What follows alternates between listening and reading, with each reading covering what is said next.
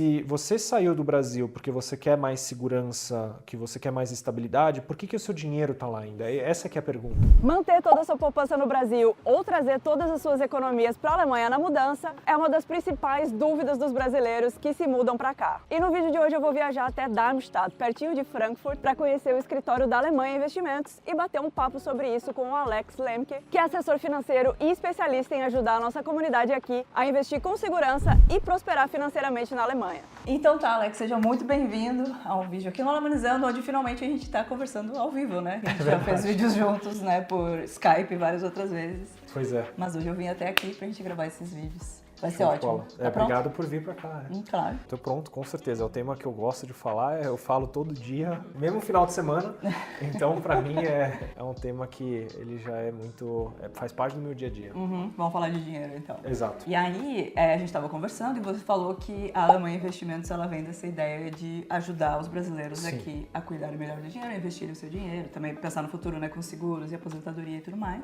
E você falou que as pessoas, elas têm sempre, basicamente, as mesmas dúvidas sobre investimentos. Qual você diria que é a principal dúvida no quesito investir dinheiro na Alemanha? A principal dúvida é se eu devo trazer meu dinheiro do Brasil para cá. Eu diria que assim, a cada segunda consultoria a gente escuta, pelo menos né, uma vez, porque é uma dúvida que ela faz total sentido. Você ou já construiu, ou já tem um pouco, ou herdou, ou enfim. Como a gente vem do Brasil nesse sentido, a gente já tem uma vida prévia lá e quando a gente chega aqui, a princípio é como se a gente zerasse as coisas. Então é uma oportunidade, obviamente, mas como eu não estou saindo do zero, eu fico pensando, e o que eu vou fazer com o meu patrimônio? E essa acho que é uma das dúvidas assim que a gente mais escuta e que é um dos temas talvez mais difíceis até mesmo da pessoa entender, porque ela está inclusive relacionado à segunda dúvida que a gente mais recebe, que é depois quando a gente começa a falar sobre as opções de investimento aqui, a pergunta vem, ok, e eu tenho opções de renda fixa? Quanto que rende uma renda fixa aqui na Alemanha? E aí quando a gente fala que atualmente, né, 2026, ela está rendendo em torno de 2 a 2,5%, a pessoa fala,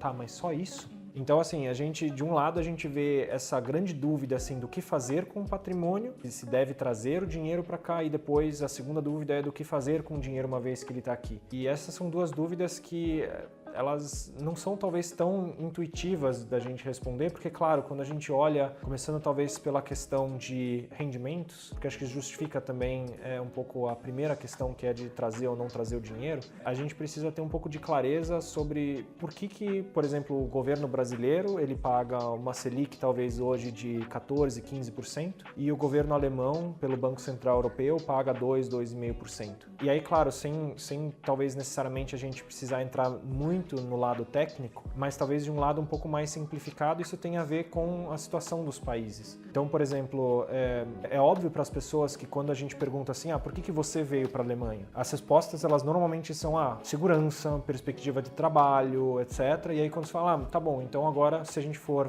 falar assim, e o seu dinheiro, você deixa no Brasil, por que você vem?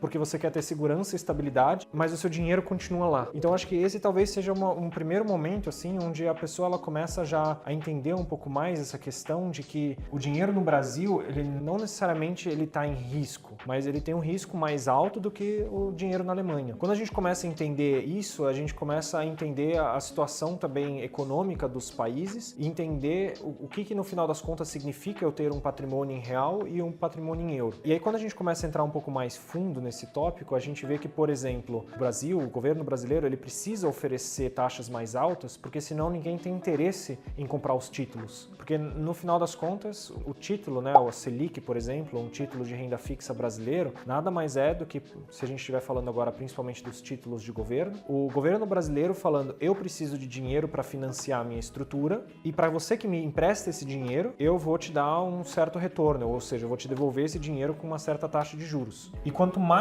arriscado é essa transação, mais você vai pedir de mim para você correr esse risco. Porque se eu falo para você assim, então, você me empresta esse dinheiro, eu vou te devolver, por exemplo, 2040.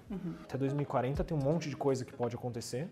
eu posso, por exemplo, não conseguir pagar. E aí a pergunta é assim, o quão provável é, por exemplo, de um Brasil não pagar e o quão provável é de uma Alemanha não pagar. E aí que a gente começa a entender por que os juros são assim, né? Então, claro, tem a questão de risco, que se a gente olha os países, por exemplo, hoje a classificação de risco do Brasil é BB e da Alemanha é AAA. Isso significa assim, AAA é a classificação mais forte, ou seja, a probabilidade é mais alta, extremamente alta, do emissor, né, que é a Alemanha, devolver o dinheiro que emprestou. Então, assim, a moral aqui da história é, se eu empresto dinheiro para a Alemanha, eu com muita certeza vou receber meu dinheiro de volta mais juros. Se eu empresto meu dinheiro para o Brasil, a probabilidade de eu receber de volta, ela existe, mas ela não é tão alta assim. Aquela ideia de que os juros são garantidos, né, ou seja, isso é tudo garantido, claro que a gente está falando de riscos soberanos aqui, então a gente está falando de riscos, não é uma instituição de falir, a gente está falando principalmente de um país falir, né, ou de um país praticamente dar um default, que a gente chama, que é praticamente falar, eu vou simplesmente fingir que essas dívidas nunca existiram. Isso aconteceu, por exemplo, o mais recente foi, acho que, governo Sarney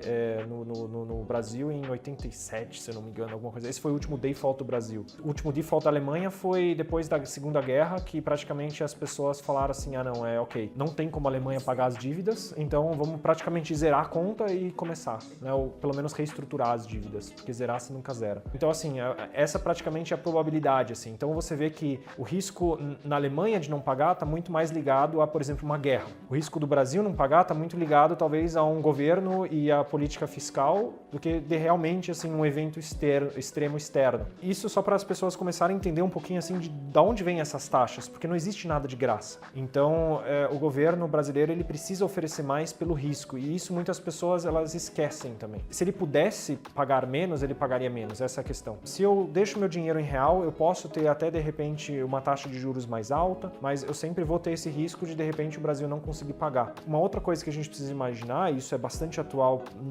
atualmente nos Estados Unidos, é a questão de, assim, o quanto que um país precisa praticamente conseguir gerar de receita para conseguir praticamente cobrir uma dívida que está vencendo. Então, por exemplo, vamos supor que a gente tenha um título do Brasil, do governo, que esteja vencendo agora em 2030. E a gente sabe que em 2030, para conseguir pagar o dinheiro de volta para todo mundo, o governo brasileiro vai precisar, sei lá, de R$1 trilhão.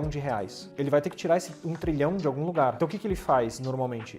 Se ele não tiver esse dinheiro arrecadado, ele vai imprimir mais dinheiro, ou ele vai praticamente criar um novo título para 2040, novos 10 anos, para juntar dinheiro das pessoas para conseguir pagar aquele 1 trilhão que ele está devendo. Então, assim, se ele não conseguir pagar esse trilhão, a gente vai ter um problema. E isso, por exemplo, é algo que muitas pessoas estão com um pouco de medo nos Estados Unidos, porque a gente está chegando num nível hoje de endividamento dos Estados Unidos que, para conseguir gerar o caixa suficiente para conseguir pagar essa dívida rolando, ela é muito alta. E aí, se a gente começa a olhar agora de novo aplicado Brasil e Alemanha, o que a Alemanha precisa praticamente para pagar a dívida deles é muito menos do que o brasileiro, porque a dívida do brasileiro, ela está emitida a 15%, enquanto a do alemão está emitida a 2,5%.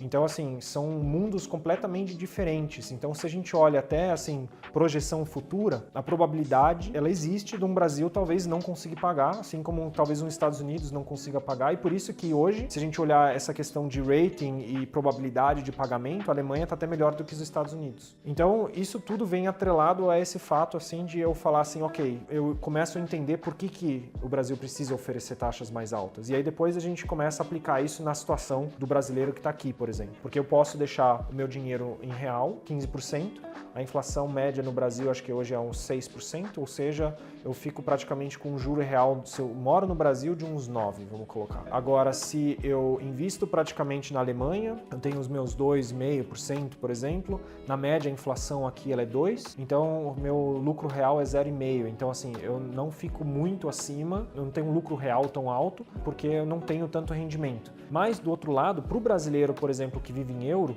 eu ainda preciso considerar a desvalorização da própria própria moeda nessa equação. Isso sobre a moeda. Exato. Então, por exemplo, para mim, que assim, ou pra gente que tem a vida em euro, eu não posso simplesmente falar assim, legal, eu tive 15% lá, a inflação brasileira é de, sei lá, 6% ou mais, ou enfim, e aí com isso eu tenho, por exemplo, um rendimento de 5, ou de 6, ou de 9. Eu ainda preciso descontar essa desvalorização. E aí, se a gente pegar a desvalorização histórica, por exemplo, do euro pro real, é de mais ou menos 6% ao ano. Então eu preciso ainda tirar 6%. E aí eu praticamente chego, talvez 2,5% de rendimento, e olhe lá, isso nos anos de Selic alta, mas a Selic antes do corona, ela chegou a 4%, eu acho. Aí já não faz mais sentido. Então, assim, por esse ponto de vista, eu praticamente falar assim, eu vou correr o risco Brasil de política, de economia por 2, 3% ao ano, não sei se vale muito a pena. E isso, por exemplo, em anos onde a Selic ela tá na faixa que ela tá hoje. Mas se a Selic, por exemplo, começar a cair, que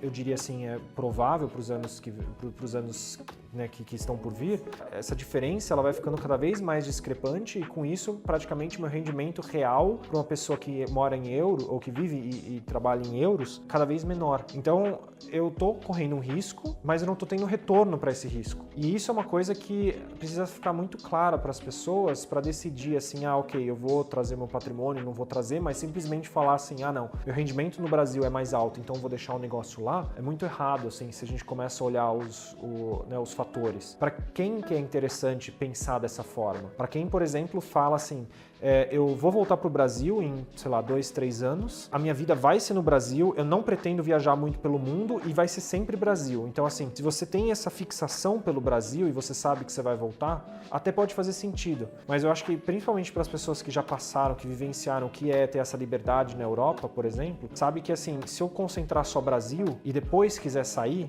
eu vou estar sempre dividindo, sempre. Se eu concentrar em euro e depois quiser voltar para o Brasil, eu vou estar sempre multiplicando. Então, assim, isso é um sentimento que, no final das contas, não importa, assim, aonde a vida vai te levar, se no longo prazo você vai voltar para o Brasil ou não.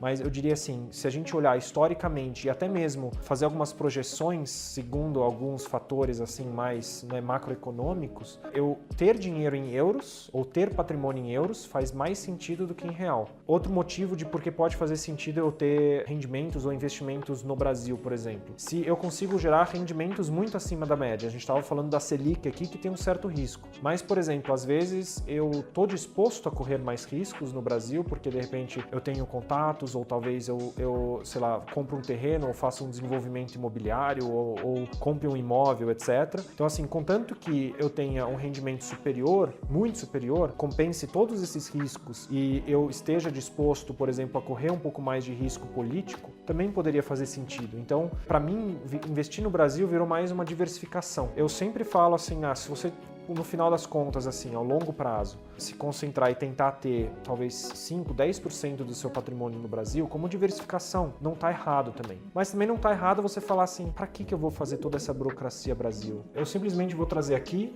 e se eu quiser voltar, eu vou estar multiplicando. Então, eu acho bom esse parênteses da burocracia, porque a gente está falando aqui num mundo onde a pessoa está com tudo certo no financiamento daqui e na Receita Federal no Brasil, né? Que quando a gente tem investimento lá e aqui, a gente tem que dar satisfação para duas receitas federais diferentes. Exato. Que já é mais um motivo pelo qual eu não teria investimentos no Brasil. Esse ponto, assim, ele é bastante importante, porque muitas pessoas elas acham, eu tenho rendimento no Brasil, eu declaro no Brasil, eu tenho rendimento na Alemanha, eu declaro na Alemanha e acabou. Mas os países se conversam, o Finançamt conversa com a Receita Federal e mais tardar agora também com todo esse desenvolvimento de digitalização, inteligência artificial, etc., eu acho que fazer certas conexões vai ser cada vez mais fácil. Então eu acho que a gente vai ver cada vez mais pessoas rodando dessa forma, porque a Alemanha, infelizmente, desde 2006 não tem mais acordo de bitributação com o Brasil. Isso significa que qualquer tipo de lucro que você tem em qualquer lugar do mundo precisa ser tributado na Alemanha. Então, mesmo se eu tenho meu rendimento lá no Brasil, que é dinheiro que eu fiz no Brasil, que eu nunca nem trouxe para a Alemanha, mas só pelo fato de eu ter minha residência fiscal aqui na Alemanha,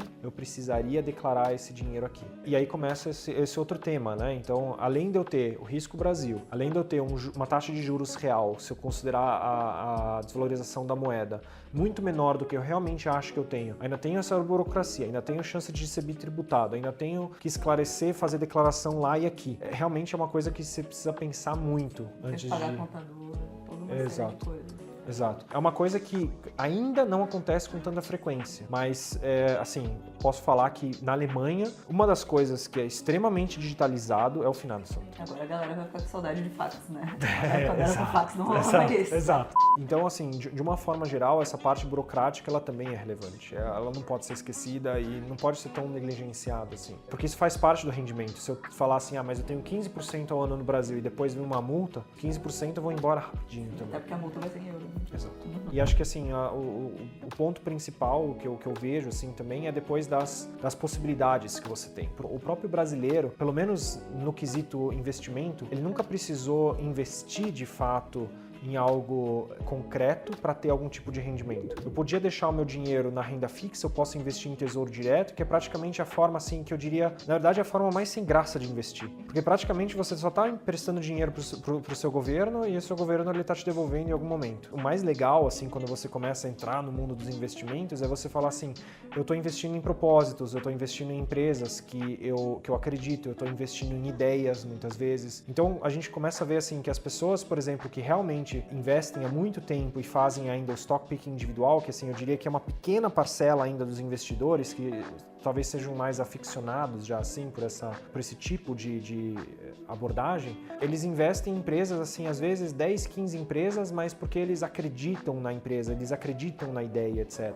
Eu acho que isso é uma coisa legal, que você começa a abrir algumas portas para você quando você precisa obrigatoriamente achar outras fontes que não sejam o governo para te dar algum tipo de rendimento. Então, assim, eu acho que o interessante na Alemanha é que antes da gente ter os juros agora de 2,5%, a gente nem tinha renda fixa aqui, na verdade. Tinha bancos que em 2020, 2021 começavam a cobrar pelo fato de você ter dinheiro lá. Então, por exemplo, tinha bancos que se você tivesse, sei lá, dinheiro acima de 50 mil parado em conta, eles falavam, a gente vai ter que te cobrar, sei lá, 0,5% ao ano, alguma coisa assim. Porque os bancos, eles não tinham margem nenhuma para ter lucro para as pessoas, eles só tinham gastos com pessoas com contas lá. Então, praticamente, assim, a gente vem desse universo, assim, que não tinha nada de juros fixos, de renda fixa, onde as pessoas, elas precisavam realmente buscar alternativas. E aí, quais que são as alternativas? Renda variável. Então, você não precisa ir para ação individual, onde você tem um risco sistemático muito alto. Você pode simplesmente ir direto para fundos, ETFs, etc. Existem muitos veículos na Alemanha, por exemplo, que fazem ou que abrem o mercado global para você de ações, para você investir. E aí você começa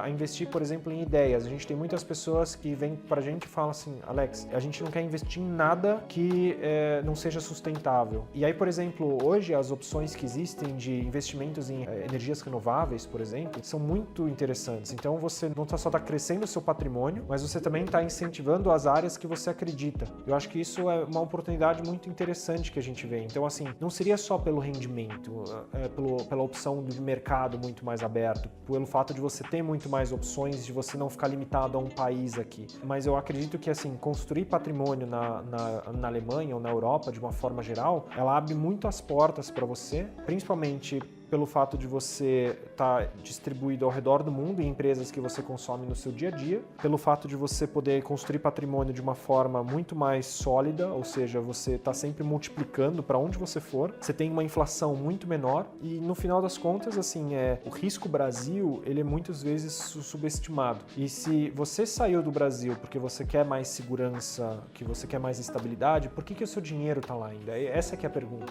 Então eu acho que isso resume bem, assim, essas duas perguntas de por que o rendimento aparente no Brasil, na verdade, não é assim, e por que o patrimônio na Alemanha, salvo os casos que eu citei, ou na Europa, na minha opinião, na nossa opinião, como Alemanha Investimentos, acabam fazendo mais sentido.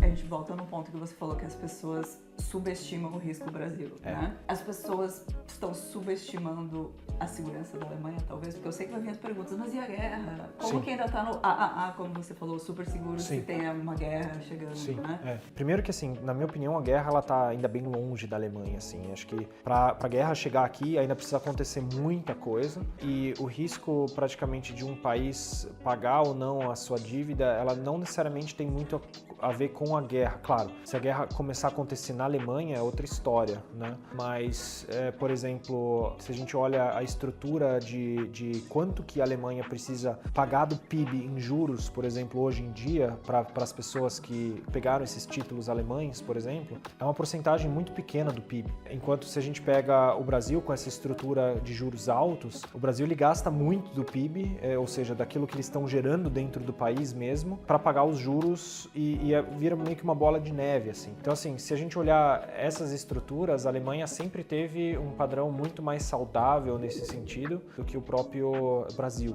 né? E eu acho que a questão de probabilidades e ratings e todas essas questões, elas também são baseadas em muitas projeções. E a projeção, muitas vezes, também é a situação política, econômica de um país, etc. E aí eu vejo que, assim, não está precificado em lugar nenhum que a Alemanha, por exemplo, poderia entrar numa guerra ou alguma coisa do gênero.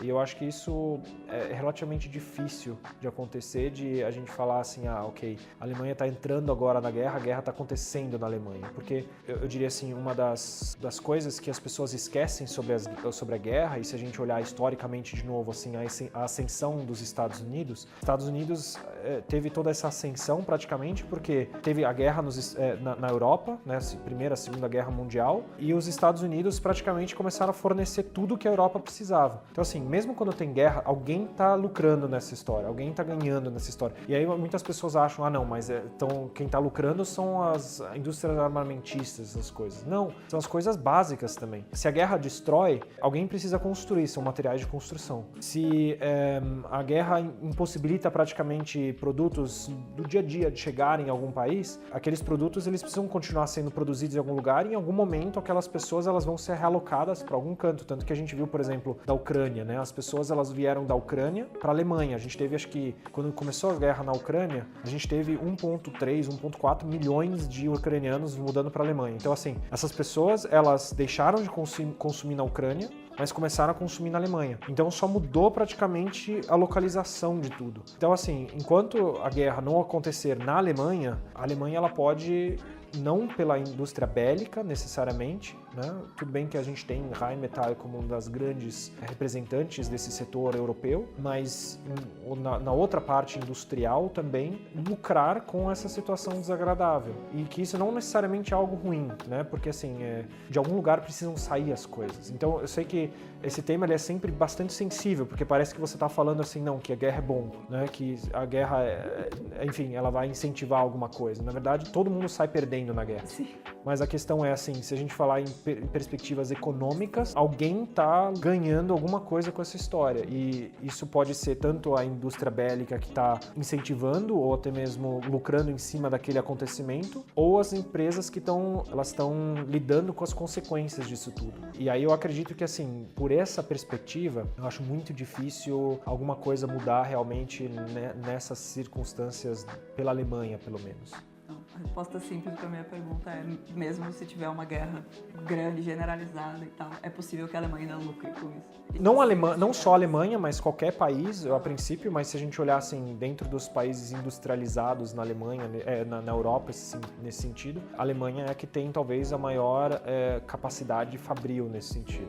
A única coisa que falta na Alemanha, por outro lado, é energia, já que a gente não tem mais nenhuma energia atômica, a gente depende completamente, a gente criou certas dependências que, por outro lado, para a economia alemã também não são boas. Então, assim, existem formas, obviamente, de afogar a Alemanha nesse sentido, mas eu diria que, assim, o lado que pode afogar praticamente tem um outro lado que ele lucraria se ele conseguisse entrar. Então, assim, de novo, são algumas situações assim tão complexas que eu acho que em relação à inadimplência, por exemplo, da Alemanha ou do não pagamento da Alemanha, e principalmente porque é uma coisa que não pesa tanto, eu não acho que seja muito provável de acontecer.